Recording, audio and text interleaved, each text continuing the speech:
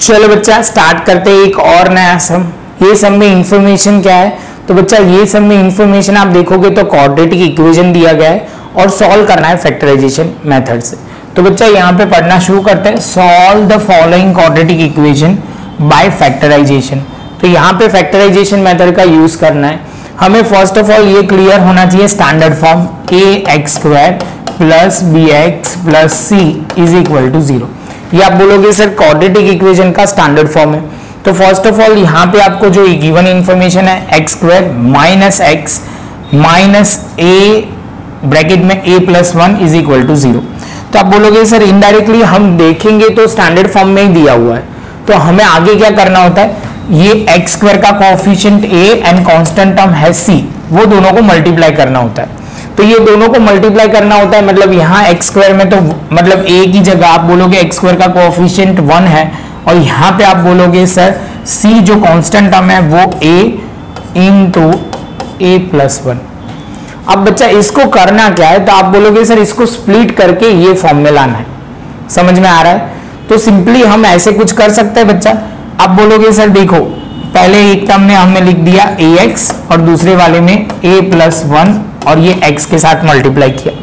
अब बच्चा हमें करना क्या है, यहाँ सिर्फ x लाना है। क्या लाना है? सिर्फ x लाना है। तो यहाँ पे हमने प्लस लिखा और यहाँ पे माइनस लाना है कि प्लस। तो आप बोलोगे सर यहाँ पे हम ऐसा करेंगे, यहाँ पे प्लस और यहाँ माइनस। अब बच्चा बोलेगा सर ये क्यों आपने किया, देखो मैं करवाता हूँ सिंपल। ax तो एज इट इज लिखा, यहाँ x के साथ मल्टीप्लाई करोगे तो ये ax हो जाएगा और ये x के साथ मल्टीप्लाई होगा तो माइनस x, ये ax कट तो हमारा मिडिल टर्म आ जाएगा। लॉजिकल समझना, ऐसा नहीं कि सर ने फैक्टर कैसे निकाले, उसका मिडिल टर्म का आंसर भी आ गया। हमने क्या किया, c के दो फैक्टर निकाले, ये जो दिया हुआ है वही, यहाँ पे x के साथ मिडिल टर्म को स्प्लिट करना है तो ax और यहाँ पे बोला यहाँ पे प्लस है तो माइनस लिखा। माइनस लिखेंगे बच्चा तो बहुत सिंपल है, यहाँ प्लस है और ये माइनस है, सॉल्व करेंगे तो हमारा आंसर कितना आ जाएगा, -x।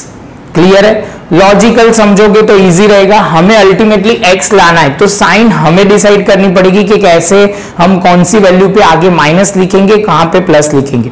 कई बच्चों को क्या होता है, ये समझ में तो आ जाता है लेकिन उनको माइनस प्लस की वैल्यू डिसाइड करने में थोड़ी प्रॉब्लम होती है। तो बच्चा ध्यान उतना ही रखना है, पहले देख लो कि हम सिंप्लीफाई करते हैं तो क्या होता है। तो आप बोलोगे सर कौन से फॉर्म में आंसर चाहिए, उसके अकॉर्डिंगली सब होगा। ऐसा नहीं है कि ये सम में यही आएगा या ये सम में। अब जो तरह से यहाँ मिडिल टर्म में माइनस बोला है तो यहाँ पे हम माइनस लिखेंगे। यहाँ पे सपोज प्लस बोला होता, सपोज बोल रहा हूँ बच्चा, सपोज प्लस बोला होगा तो यहाँ पे मैं ax को माइनस लेता और यहाँ पे मैं बोलूंगा a प्लस 1x करेंगे। देखो जैसे समझ लो यहाँ पे कैसे होगा, ये माइनस ax है, इसको प्लस ax के साथ मल्टीप्लाई, ax के साथ मल्टीप्लाई, तो ये x कट हो जाएगा तो प्लस x हो जाएगा। ये आपको समझना पड़ेगा कि कैसे हम सॉल्व कर रहे हैं। ऐसा नहीं कि कुछ भी लॉजिक के बिना आप समझोगे तो थोड़ा भी क्वेश्चन चेंज, आपका दिमाग भी चेंज हो जाएगा, कंफ्यूजन में चले जाओगे। ये छोटे छोटे पॉइंट ध्यान में रखना है। ऐसे सम हमने आगे भी सॉल्व किया हुआ है तो आपके लिए वो प्रॉब्लम नहीं है, थोड़ा देख लोगे तो क्लियर हो जाएगा।